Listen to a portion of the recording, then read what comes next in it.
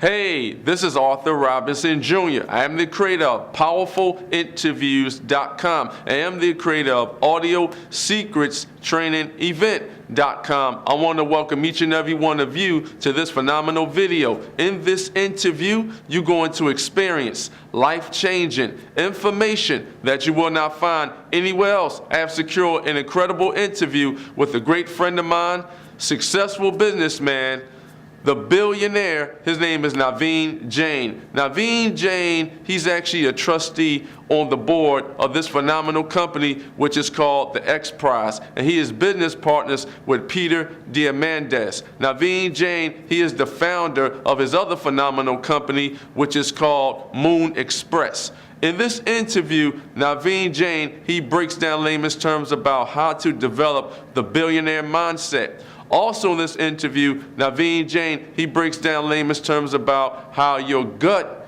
controls your mindset. Also in this interview, Naveen Jain, he breaks down layman's terms about how you can actually accumulate massive wealth for you and your family, and much, much more. So remember, this is not BS information. The right information will change your current situation. Wealthy people, they take advice from other wealthy people, and unfortunately, broke people, they take advice from broke people. So right about now, go get your pen and your pad, sit back and relax, and write down some notes. In this interview that I'm going to reveal to each and every one of you with my great friend, successful businessman, the billionaire, his name is Naveen Jain. This interview, it will change your life. And don't forget to subscribe to my YouTube channel. That way you'll be well informed when I publish more underground audio interviews. So, check it out. I'd like to welcome the one, the only, the powerful Naveen Jain to the show. Well, thanks, Arthur. That's very kind of you. That's a great introduction. I'm humbled. Well, I'd like to thank you, Naveen, for taking time out of your busy schedule to educate me and the listeners worldwide about your phenomenal brand, Moon Express, and about innovation and problem solving. I gladly appreciate it. Well, I'm really looking forward to sharing my thoughts about how each one of the person listening to this show can really find their moonshot. So my hope is that by the time we are done, I want less of it to be about me, but more about the thought process of how everyone can go out and do some amazing things with their lives. To everyone that's listening, I highly recommend go and get your pen and your pad right now. My great friend Naveen Jain is going to break down layman's terms about problem solving and about his phenomenal brand, Moon Express. Is that correct, Naveen? Well, so here's what I was going to say, that, we are living in these amazing times. There has never been a time in the human history where so much of innovation is happening at the same time. These exponential technologies are converging and is allowing us to solve the problems that only could have been solved by the Fortune 500 companies or nation states. My belief is that today a small group of people, people who are listening to your show, Arthur, are able to do things that could only be done by superpowers. So imagine me immigrating to this country 35 years ago with absolutely nothing, can dream and land on the moon. And when we land on the moon, not only we become the first private company ever to do so, we actually become the fourth superpower. And that just goes on to show that the next set of superpowers are likely to be the entrepreneurs, not the nation states. The nation states are going to become irrelevant. The presidencies are going to become irrelevant, and the rulers are going to become irrelevant, because the problems that people face, the humanity faces, is going to be solved by all of us and a small group of dedicated entrepreneurs who can make it happen. Wow. Naveen, can you explain to the listeners in layman's terms, who is the powerful Naveen Jain? How long you been in your powerful industry, and what is your expertise? Well, to some extent, I grew up in India at very humble beginnings with very little I speak of. But to me, I want to focus more on what does it take for any one of us to start thinking so big that people think is absolutely crazy. So Moon Express is the first thing I did, actually the moonshot, where we imagined, what if we could save the humanity from potential extinction? What if we don't have to rely on a single spacecraft that we live on called planet Earth? Because if something were to happen to our spacecraft, we all will become dinosaurs. And any one of us who could actually listen to the dinosaurs rolling in their graves, what would they be saying? They would be saying if they had one good entrepreneurial dinosaur, they'll be roaming on the moon and the Mars and the beyond. So we don't want to be that dinosaur, right? So why not take control of our own destiny and find a way to be able to live on the moon, live on the Mars, live on Titan, live on the Europa? And that to me is actually a moonshot of solving a problem where somehow we could save humanity from potential extinction. But people always say, and then why not solve the problem of the people who are already living on Earth and make them better? And that's when I started to think about that as I'm getting ready to launch a mission to the moon in the next 6 months, what should be my next moonshot? And I started to look at both as healthcare and education as the next moonshot. And it turns out, as I started to dig into them, that the problems in the healthcare and education are very, very similar. In both cases, the people believe they are not working. People believe they are broken. Turns out neither one of them is actually broken. They're doing exactly what they were designed to do. However, our needs today are very different than they were used to be 100 years ago when these systems were designed. So you look at the education system, it was designed to teach you skills. And you could use those skills for the rest of your life, and you were a productive citizen of the society. In the world of exponential technologies, every skill that you learn becomes obsolete every 5 to 10 years.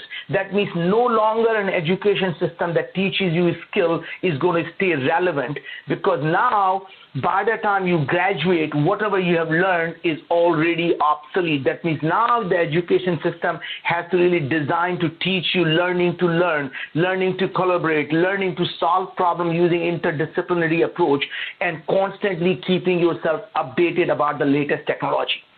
In the healthcare system, things are really worse.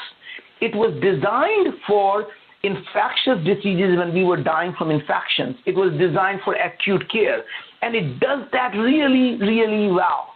If you somehow have a serious infectious disease, or you get hurt, there is no better system than our current healthcare system. The unfortunate part is, just like in our education system, because the skills are becoming obsolete, we have this chronic unemployment. Our healthcare system is suffering from something slightly different, which is it was designed for episodically when you were sick. And what's happening is that in humanity now, we have something called chronic diseases. That means we are always sick, and the system wasn't designed for that. And the irony is that cure for the infectious diseases, things like antibiotics, things like our modern lifestyle, is the reason why we have these chronic diseases. And I want to spend a little bit more time explaining that how you think as an entrepreneur of finding a great problem, and how do you start to think in a way that you can get to the root cause of it, and then start to solve the problem. So you, as an entrepreneur, your job is not to solve the symptoms, but actually solve the root cause of what is happening. And I want to take a deep breath here and see if you have any question before I continue on this thought process. Wow. Now you was breaking down layman's terms about people are always sick. And I always say people love to eat, but you have to eat to live.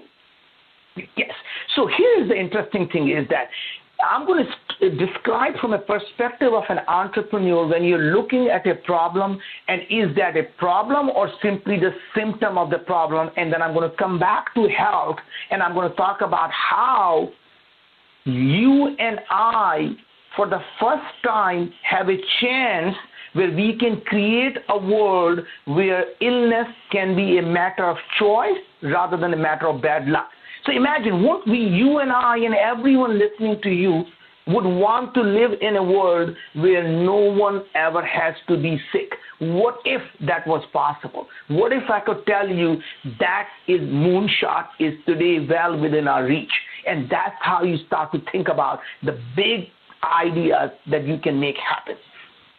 So coming back to the point I was trying to make was that how do you look at the problem versus symptoms is, so let's assume you wake up in one day in the morning and you say, I keep hearing the fresh water on the planet is one of the biggest problems, and I want to solve the fresh water problem.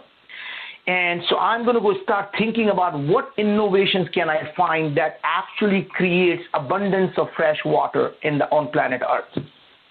And you start to think about that until you realize that the majority of the fresh water is actually used in agriculture. And all you have to do is fix the agriculture not to use so much of fresh water, and that means it now becomes available to humans.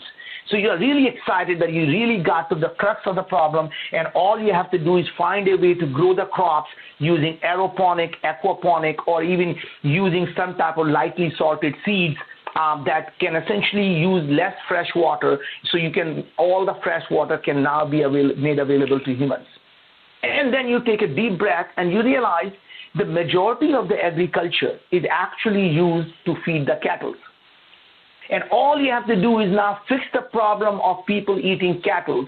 And if you can solve that, now you have more agriculture. You can double the agriculture, and you have all the fresh water that you want, simply solving the problem of cattle. Because that's what they use for agriculture, and that's what they need the fresh water for. So think about it. If fresh water problem suddenly became a synthetic biology problem, and what if you can take a stem cell from a cow and all you do is grow the muscle tissues that become the beef, and I don't need to be the moral judge to say don't eat meat. I'm just simply saying what if it's possible to grow meat without having to grow the cattle? And then by just doing that, not only you save the environment, because the biggest damage to the environment is caused by the cattle, the methane and the carbon dioxide that's released. So if you really, really care about the environment, it's not about driving Tesla or Prius. It is simply about not eating meat will do more for the planet than you would ever do by driving Tesla. So here's what happens. I'm a vegetarian. I get to drive a Ferrari because, you know what, I'm doing more for the environment than anyone who's driving a Tesla or Prius would ever do. Right? All right. And now coming back to the healthcare, and Arthur, I want to just focus on that because to me that is one of the biggest challenge facing humanity. That today, 90% of the people, or I would say almost every one of us in our lifetime is going to suffer through chronic diseases. And the chronic diseases can manifest themselves as dementia, as Parkinson's, as depression or obesity, or diabetes or autoimmune diseases. It can be multiple sclerosis. It could be n number of the diseases that we constantly hear. What is interesting here is every one of these diseases have one root cause, which is the chronic inflammation. And all of their chronic inflammation happens because of the microbial ecosystem in the gut. And I want to just spend a second here describing what medical system has gotten it wrong. So if you look at our healthcare system and you go talk to a doctor, they somehow still believe that if you can take a human body and get rid of all the bacteria and all the viruses from the human body, it will be the healthiest body. They didn't quite read the nature's memo where, in fact, if you look at we as humans, less than our human DNA produces 19,000 genes. Wow. Our microbes, just think about it, only 19,000 genes Earthworm produces 20,000 genes. That means our human DNA has less capability than the earthworm. So what makes us such complex, amazing human beings is because the microorganisms in our gut, they are producing somewhere between 5 million to 10 million genes. Now, if you think from that perspective, from the nature's perspective, we are mostly a container for microbial ecosystem. That means we are primarily a microbial ecosystem with a little bit of human DNA sprinkled into it. So as proud as we are to being Arthur or Naveen, we are basically nothing but a beautiful container for parasites or bacterial organisms at least. And what's very interesting is it's a symbiotic relationship that nature created between bacteria that has been around for billions of years before we as humans were ever born, before there was any mammalian society, we were all bacterial. And these bacteria actually form the symbiotic relationship so much so that even our human cell, the human cell has something called mitochondria that is actually the ancient bacteria got captured as an organelle in our human DNA cell. So human cells have actually the bacteria organelle called mitochondria that is the energy factory. We feed it and it feeds us. Same thing happens in our gut. A majority of all the food that we digest and the nutrients that our body needs are actually produced by these microbial ecosystem. That means when you talk about the energy that your brain needs, the short-chain fatty acids, the vitamins, and minerals, these are being produced by our microbes in our gut. And when we take antibiotics, it's like throwing a nuclear bomb because we saw a bad guy. An interesting thing that, what I found most amazing here, Arthur, is that as I'm not a scientist, I'm not a doctor. As I started to build this company called Viome, and if you go to Viome, you will learn so much about who we are as humans, right?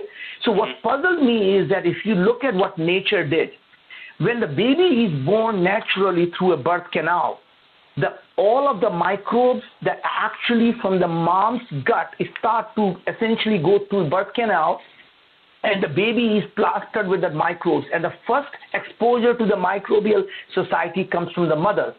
In fact, the first 7 days of the breast milk cannot be digested by the baby. It is there simply to feed the microbes.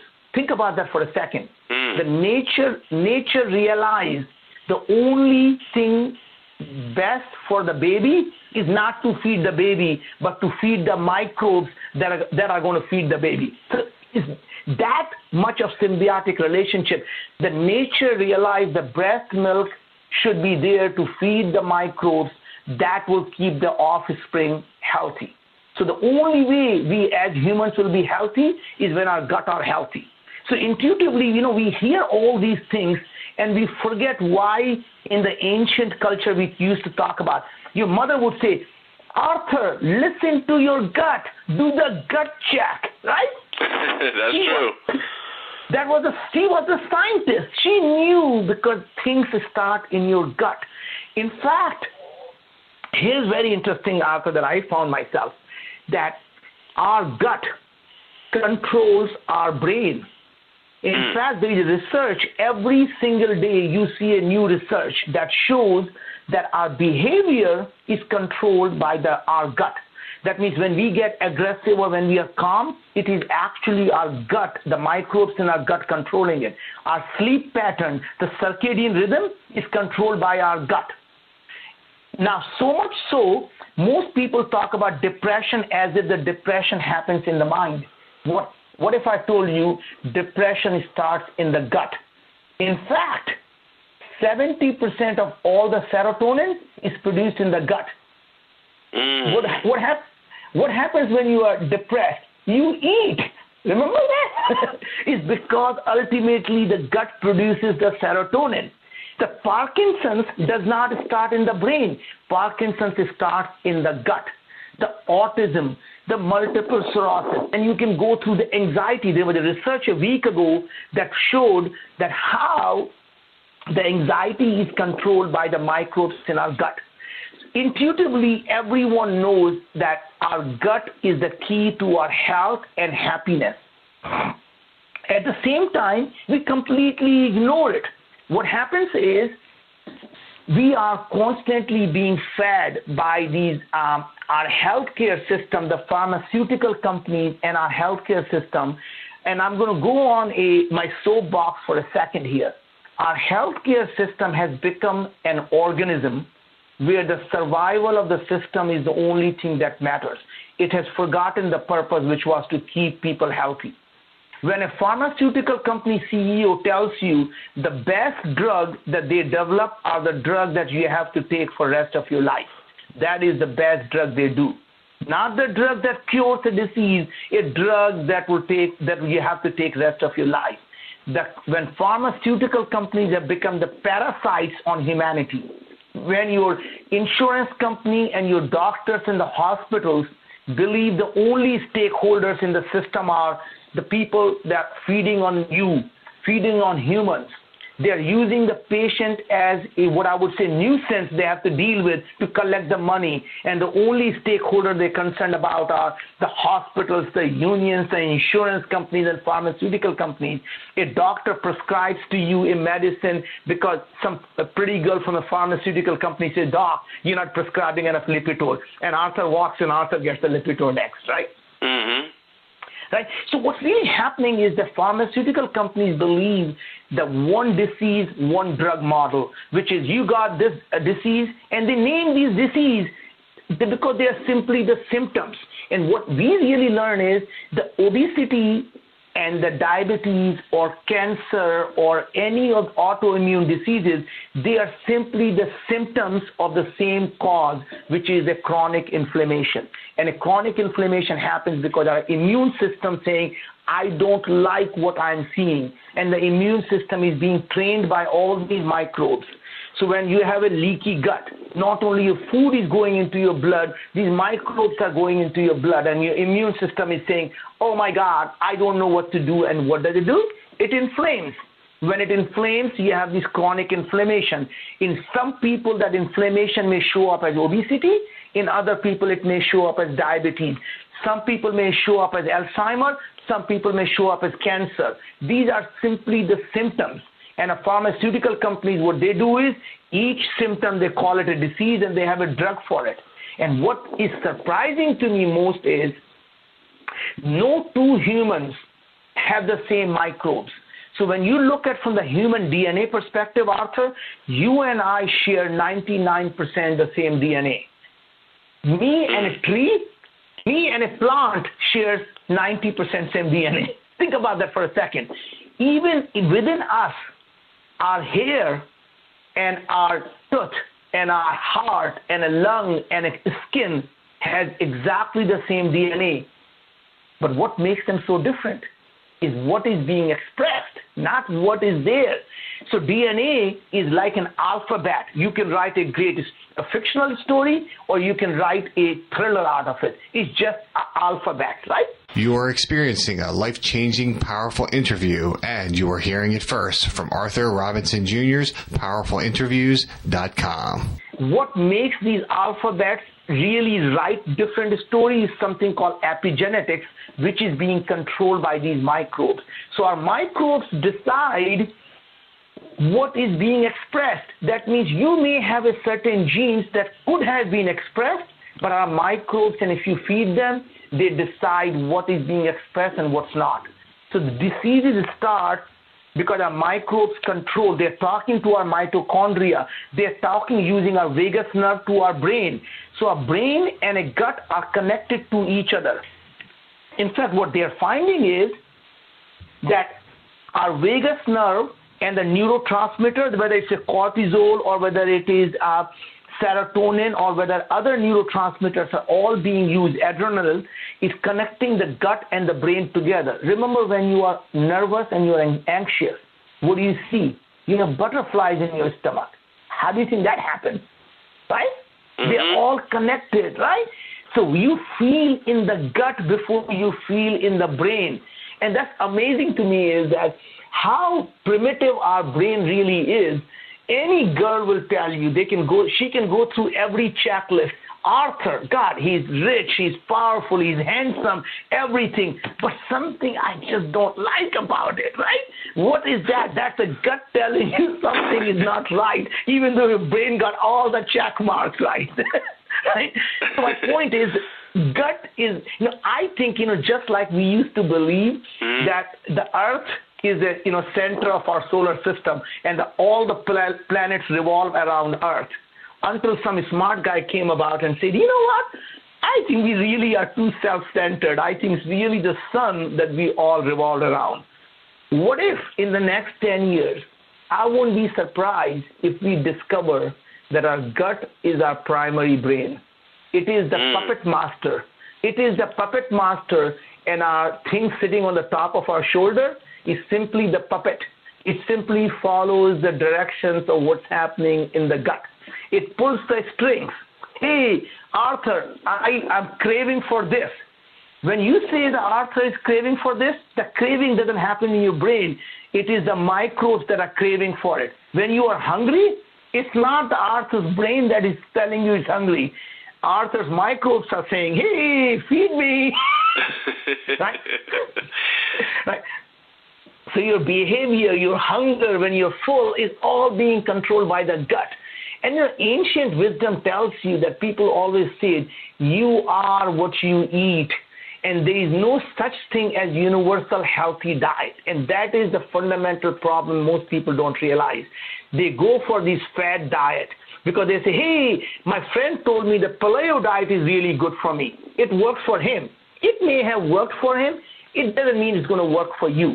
And what we are finding really interesting at Viome, Arthur, is that there is no such thing as universal healthy diet. What is good for you may not be good for me. And here is the most surprising part. What is good for me today may not be good for me 3 months from now. That means our body is constantly changing and adapting.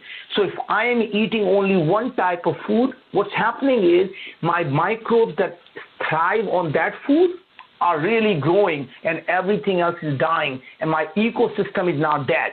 So think of us as an ecosystem, and if you're only feeding one part of the ecosystem and not the other part, that part of the ecosystem is dying. So you have to constantly adapt your diet as your microbes and constantly keep them in balance like a finely tuned car. That means you have to constantly understand what is going on. And this is where the science and the technology comes in. Until now, there has never been a way for someone to look at the black box of human body. So when you look at the things today, people treat their body as if this is a black box. You feed into it and they feel something that what happens, but they have no idea what is going on. And Arthur, I don't know about you, but I constantly hear, yesterday I was talking to this wonderful woman. She said, a friend of mine got cancer, stage 4 cancer. It came out of nowhere. He just caught it. Wow. And, right? But here's my point, Arthur. That is such, I felt sad, but I told her, you don't catch cancer. You don't catch diabetes. You don't catch obesity. You don't catch Alzheimer's. You develop these things over a long period of time. Just because you don't see the symptom doesn't mean it's not happening for 5 years, 10 years, or 20 years. The first time when you see a system of Alzheimer's, it has been going on for 15 to 20 years. Think about that. And Parkinson's and Alzheimer's starts in the gut. You can see them 15 years before you see any symptom in your brain. Right? That's absolutely true. Wow. Right? So you don't catch it, right? So what happened is when I set out a goal, I am going to create a company whose sole purpose in life is going to be to make illness optional. We're going to get rid of the chronic diseases from the face of this earth by simply using the food as the drug. We don't need the pharmaceutical companies to become parasite on us. What if the food was the only drug we needed, just like our great-great-great-grandparents did? They lived happily. They didn't have autoimmune diseases. In fact, even today, the people who live on the farms, they don't have allergies. They don't have autoimmune diseases. They don't have Alzheimer's. You know why? Because they're living with animals. They're living with the nature, and their immune system is constantly being trained by all the microbes. They're eating the raw food. They're not wiping their hands with Purell all day. They don't become so hygienic. Their immune system is completely gone haywire. So interesting thing is when I set out a goal that I'm going to make disease optional, amazing things happen, Arthur. The best and the brightest from around the world started to call me and say, I want to be part of making that history. I don't want to watch the history being made. I'm sick and tired of working for these capitalistic companies. All they're doing is making money. I want to solve the problem of making the disease optional. Head of the Watson Research, who has been working for 20 years at IBM, solving the problem of artificial intelligence, he says, you know what? I can apply the artificial intelligence if you can give me the data about what's happening inside the body, and I'll find you exactly what's causing it. Dr. Helen Massier, PhD in microbiology, MD, she's working for Craig Venter at Human Longevity. Craig Venter is the father of synthetic biology, who's in the cover of Time magazine as the man who played God. And when she heard what I'm going to do is to keep people healthy, she says, what's the point of my working on making people live longer when they have to suffer anyway? Let me come and join you to solve the problem of keeping people healthy. Now I have doctor and I have the AI. I was at Los Alamos National Lab, where they are developing this technology for biodefense. Same problem. What if some bad actor were to do something bad? How would we know what just happened? So they have developed the technology that can look deep inside you, in your gut and in your blood, of what is making you sick. So I hear from Dr. Yusevich, and he says, you know what? For the last 10 years, we have been developing a technology that can look inside your gut. It can look inside your blood, and it can tell you everything that is going on biochemically and microbially. Every single organism, whether it is a bacteria, whether it is a virus or yeast or fungus, what are they doing? How active are they? I can tell you all that. And we have spent hundreds of millions of dollars developing this technology for national security. And now you can have access to that. So I got the exclusive license for that technology. Guess what happened? Now I have the sensors that tell me what is going on, the AI guys who can analyze that, a doctor who can say how to make this thing better now. When I had all these things happen, what happened next, Arthur? Every VC in the Valley started calling me. He said, you know what? All these bright people are working for you. What are you doing? I'm going to make illness optional. I want to invest in you. I don't want the investment. Oh, my God, that's like waving a red flag in front of a bull, telling a VC you don't want their money. They now start to think you must have something of so much value that they can't be part of it. Now, you wave that red flag and say, I don't want your money. They are all over you. What would it take for you to take my money? That is absolutely true.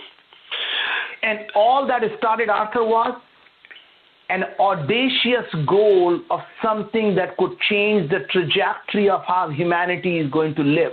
So everyone who is listening to it, just remember, when you go out and tell someone I'm going to build an iPhone app, people say, go do whatever, have fun with it, right? When you tell someone an audacious goal, I'm going to change the way people are going to live their lives, whether it is a healthcare or you come up and saying, I'm going to educate every single child who doesn't have to go to a school. What if the games they play, what if the cell phones they have can become a device where they become educated?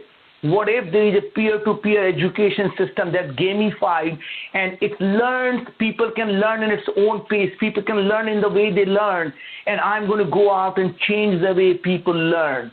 I'm going to go out and create the abundance of energy. I'm going to go out and create abundance of food. I'm going to go out and create an abundance of agriculture. I'm going to go out and create an abundance of everything that people value. I'm going to create abundance of materials. I'm going to create abundance of land. I'm going to create abundance of water. When you go out and with those audacious goals, amazing things happen. people around the world will come to work with you to solve that problem. The money will come because you have assembled an amazing team, and people want to be part of making the history rather than watch the history being made. Wow. This is an incredible interview, and I appreciate you coming on my show today, Naveen. Yeah. Naveen, you broke down layman's terms about chronic disease, and I always tell people that you have to be careful of what you eat. And when you actually get a disease, that means your body is not at ease. So, oh my God, that's right. It's called dis-ease. Dis-ease means it's not at ease. And basically, prescription drugs and non-prescription drugs, they are the major causes of diseases. Well, basically what they do is, I can give you my personal example. About 3-4 years ago, as I'm getting older, what happens is as you start to get older, you don't produce as much stomach acid. And when you don't produce as much acid, so people believe that, acidity happens because you have too much acid. Actually, the acid reflux happens when you have too little acid. So I started to get the acid reflux, and my doctor puts me, you need to take Nexium. So I start taking Nexium. Here's wonderful thing happens. What Nexium does is called proton pump inhibitor. That means it blocks the proton pump to produce any acid that you were producing. Suddenly you feel better because it stops producing the damn thing that the body wanted more of. It says, let's not give it anything now. Because you have less of it, let's just block the whole damn thing. So it suppresses the symptom, but when you suppress the acid, guess what happens? Acid is necessary to kill all the parasites that come in from the food. So no longer the parasites are being killed. And when you block the proton pump, you can no longer absorb iron. You can no longer absorb the vitamins. 2 years later, my doctor calls me and says, Naveen, you're anemic. You have low iron. You're anemic. I'm like, oh, my God, what happened here? I've been eating fine. She said, I don't know what happened, but you're anemic. You need to start taking iron tablets, and your vitamin B is very low, and you've got to take this. And you start taking iron. Suddenly she says, oh, now your cholesterol is too high. You got to be taking Lipitor. And you take Lipitor. Now you have these muscle pains. You got to be taking this. So these drug companies, what they do is every symptom they suppress, they create you 3 more symptoms so they can sell you 3 more drugs. And then they suppress those 3 symptoms and create 9 more so they can sell you 9 more drugs. And now they are loving you because they won't let you die, but they won't let you live. Wow. Right. And so my point here is, what we do, Arthur, is not just tell you what's happening inside your body. What Viome does is really interesting. You can sign up, by the way, Arthur. People who are listening to it today can go to Viome.com. And with my immigrant accent, people don't know what Viome is. So that's V as in Victor, I as in Indiana, O as in Orange, M as in Mary, and E as in England.com. So if you go to Viome.com, you can sign up. Not only you can see what's happening inside your body, we actually tell you specifically what is the right food for you. These are the 5 foods you are superfood for you. Here are the foods you need to avoid. And we work with you on what vitamins you actually should be taking that are needed and what you're going to simply pee away. What are the probiotics that your body needs to essentially recreate the ecosystem in your gut, and what you're wasting your money on. So we specifically look at you as an individual and personalize the diet for you, personalize the supplements for you, the probiotics. So we are not selling you anything. Remember, because people get really worried and say, oh, here's my vitamin you need to buy, or here's my probiotic. We don't sell any of the stuff. We are on your side. We look at what's going on, and we say, Arthur, you can go buy these things from Amazon. Here is what you need. Here are the vitamins you're lacking. Here are the minerals you're lacking. Here is the probiotics you need. And by the way, here are the food for you. And as you change your diet, you come back every month, every 3 months, and say, look, I made plenty of changes in my life now. Can you test me again and tell me, should I be continuing with the same thing or something different? And what happens is every time in 2 months or 3 months, your body completely changes and readapts. And when readapts, we come back with a new set of recommendations that you need. And that's how we can keep the body completely at ease. And when you keep the body completely at ease, what happens? You don't have the dis-ease. Wow. Naveen, can you explain to the listeners in your own powerful way, what do billionaires and hecto-millionaires do on a consistent, regular basis that unfortunately broke entrepreneurs just don't do? You never, ever want to follow the habits of the people who are successful. You want to follow their thought process. For example, Tony Robbins takes an ice bath every morning. You can take an ice bath 3 times a day, and you're not going to become Tony Robbins. So following the habits of people don't make you who they are. Following how they think makes you who they are, right? So I would say you don't need to follow my habit. You need to develop your own habit. What you need to follow is how I think. The bigger the problem, the bigger the opportunity. To think about and saying, I am going to go out and dream so big that people think I'm absolutely fucking crazy. I'm never going to be afraid to fail because an idea may or may not work. But I, as an entrepreneur, will only fail when I give up. Everything else is just a pivot.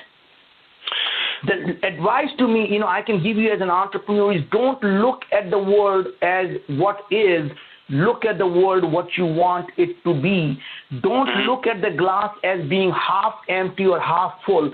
Ask yourself a question, do I want to fill the goddamn glass or not? If I want to fill the glass, does it really matter it's half empty or half full? Or if I don't want to fill the glass, do I really care it's half empty or half full? Always remain intellectually curious, because when you are curious, you're constantly learning. The day you become not learning, you are already dead. Intellectual curiosity is what drives the humanity. Don't go out and if you are an entrepreneur or a leader, don't take your people to the water and make them drink. Make them thirsty, because if you make them thirsty, they will find their own water and they will drink. So your job is not to take them to the water and make them drink. Your job is to make them thirsty. And always remember that as an entrepreneur, your life is going to be like a heartbeat.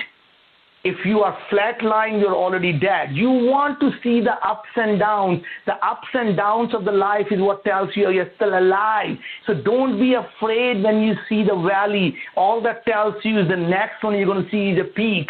And just never be afraid when things are bad. You look up and saying, God, I can see the beautiful hill coming right in front of me right now. You are experiencing a life-changing, powerful interview, and you are hearing it first from Arthur Robinson Jr.'s PowerfulInterviews.com. Now, Vin, can you explain to the listeners in layman's terms, what is the best advice that you have ever received? The best advice I have ever listened was from my mother. And the 2 things she told me when I was leaving. And she says, son, always listen to your gut.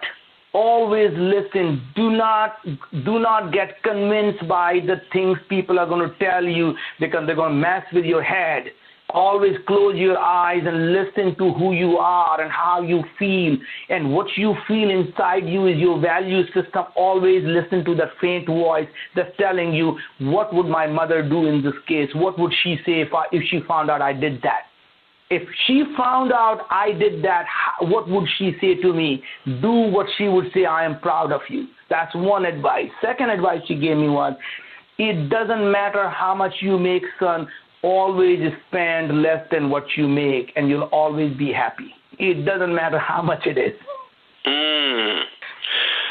Now, V, let's talk about the word entrepreneur. Now, the word entrepreneur means entreprendre.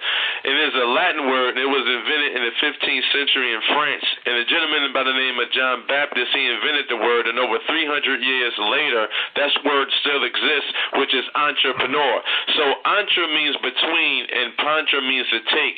So it means to take lower productivity and increase it to higher productivity. Can you explain to the audience how you're increasing your productivity in your businesses? Okay. So I have a slightly different view of what entrepreneurship means. I look at the world and say there are 3 types of people in this world. People who think about the problem, and since all of us are really good at bitching about the problem, let's just call them human beings. The second type of people are the one who come up with a solution to the problem. And these are the visionaries, these are the scientists, and these are the engineers who come up with a solution. The entrepreneurs are the people who go out and do something. People who actually solve the problem are the entrepreneurs. People who look at the world as a solution and execute on a solution are the entrepreneurs. So to me, the entrepreneurs are the doers. Our visionaries are the talkers, and the human beings are just bitchers. So basically, as a successful entrepreneur, entrepreneurs are the engine that drives commerce. That they drive commerce, but more than commerce, they move the humanity forward. And that concept really has changed in the last 20, 30 years. It used to be that if you wanted to do good in the world, you start a nonprofit. And if you wanted to be commerce, you start for profit. The world is now very different. To me, the biggest problems in the world are the biggest opportunities. That means the doing good and doing well are not only not mutually exclusive, they actually come together. So I believe that if you want to do a small good in the world, you start a nonprofit. If you want to do a large good in the world, you start for profit, because profit is what allows you to scale. If you are simply a nonprofit and you're the richest man in the world, you can do a small good before you run out of money. If you create a company that actually makes profit, you can scale it to billions of people. So I started Viome to help people. I may start today helping 1 million people, but as the profit engine starts to roll down, next thing you know, you'll be helping 100 million people or 1 billion people, because the profit engine is going to keep rolling, and it's going to go, the cost is going to come down. So not only the people in U.S. who can afford it, now the people in Middle East can afford it, people in China can afford it, people in India can afford it, people in Africa can afford it, and next thing you know, 7 billion people's life is changed. So to me, it is not about commerce. It is about moving the humanity forward. It is about solving the biggest problems, because those are the biggest opportunities. So don't ever be afraid to tell someone what you do makes money, and you make money by doing good. If you want to create a $10 billion company, all you have to do is solve a $100 billion problem.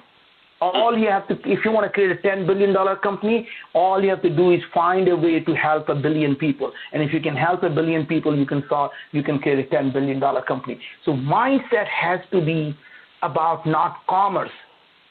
Making money is like having an orgasm. If you focus on it, you will never get it. You have to enjoy the process. So enjoy the process and never focus on money. Money is a byproduct of enjoying the things you're doing. Wow. Now, you mentioned that phenomenal word, money. Now, let's talk about money. Now, I know money is not value. Money is just a facilitator to do transactions. Can you explain to the audience, how would you define money? Money is simply a tool, and like anything in itself is neither good or not bad. What people do with it is good or bad. So money is, to a large extent, if I look at it from a spiritual perspective, is one of the biggest curse. It's the God's way of testing that are you still true to who you are, because people get corrupted with money and power. So if people are beautiful, it's a curse, because it attracts the wrong group of people. People are attracted to you by your skin, and they forget to ever look at who you are. Same thing happens when you have money. People you attract are the people who always want something from you. They never get to look at your soul of who you are. Money makes people do things that people would never do. So to me, the success is not about how much money you have in the bank. Success is about how many lives have you been able to impact positively. The day you become humble is the day you become successful. And if you still have an iota of arrogance left in you, then you're still trying to prove something to yourself or someone else.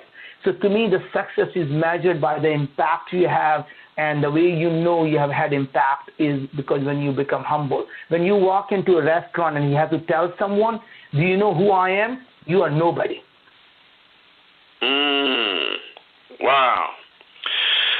Naveen, I appreciate you coming on my show today, because the whole premise of my show is to educate entrepreneurs and business leaders on an international scale that they can live the life that they truly desire, but they have to be open to these important principles. So I don't like what I see what's on the news, so I create my own news. That is the lovely thing, Arthur, is that, the thing is, people ask me, how do I find my passion? How do I know what is it that, what's my calling, right? And I tell people there are two very easy ways of finding out what your true calling is. Find out what is it that you're willing to die for, and then live for it.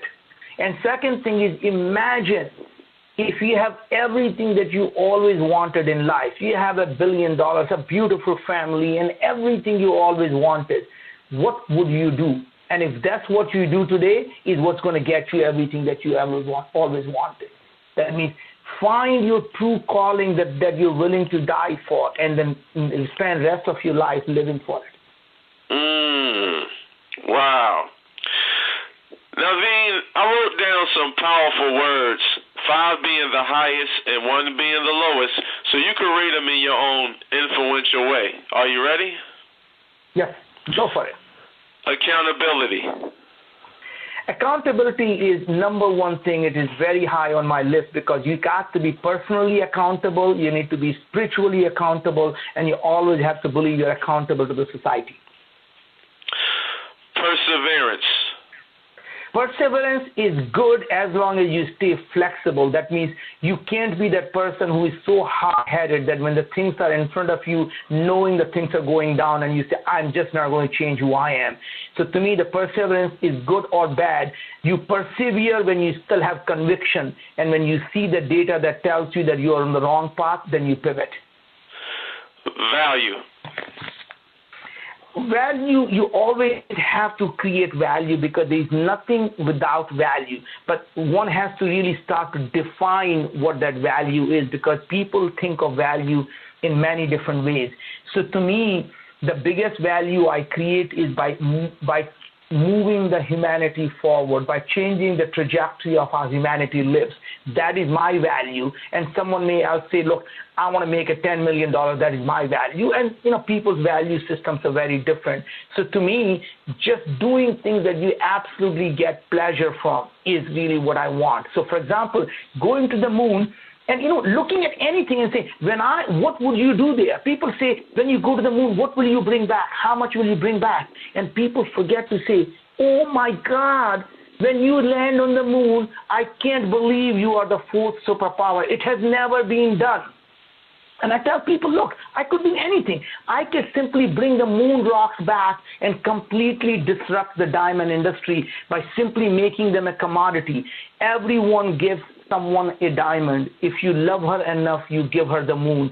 Don't promise her the moon, give her the moon.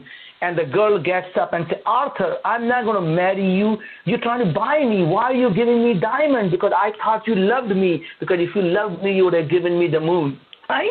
Mm-hmm. And your honeymoon is about taking your honey to the moon, not taking your honey to Hawaii, because that will still be honey Hawaii. Building great relationships.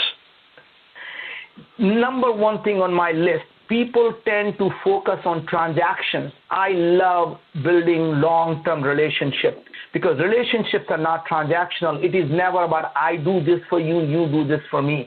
Relationships are there. I get pleasure for doing things for you. And anytime I can do something for you, I'm going to do it because it gives me pleasure, not because there's a transaction here. Leverage. Hate it. Leverage, in a sense, when you use it on people to get something, that's bad. Leveraging your own skills by empowering people and teaching them so that you can do now more of what you're good at, that is good. So to me, the leverage comes when I'm able to take every single person on my executive team and teach them to be the CEO. That means the more they do, the less I do. That's a leverage. That's a good leverage. Bad leverage is I say, Arthur, I have the pictures and I'm going to publish it unless you do this for me. That's a bad leverage. Income producing assets. Never focus on it. To me, the income, money happens if you do things that society will find valuable. So if you can find a way to help 1 billion people, you will have an income-producing life for the rest of your life. Family. Live a life of significance, not live a life of finance. Family is utmost important to me, because family, to me, our success is always about what we leave behind. So don't leave a better country for your children. Leave the better children for your country. Love. To me, there's nothing else that's more important than having a loving relationship with our environment, with our ecosystem, with our family, with our children, and beautiful girls. Health. Well, there is no wealth without health. So if you ask me that, if the person that, if you look at Steve Jobs, he was one of the richest men. Would he have given up every $1 billion he made to get his health? Yes. The answer is every billionaire, when they are dying, they would give every penny away if they could be healthy. Wealth? Wealth to me is the meaningless way of measuring anything, because as I said, money is simply a tool, and making money, you need to enjoy the process and not like an orgasm, not focus on it. Integrity. Extremely high, because without integrity you are no one, and you are basically at that point are worthless to the society. So to me, without integrity, not only you are parasite on humanity, you are actually a criminal, in my opinion, without integrity, and you are not.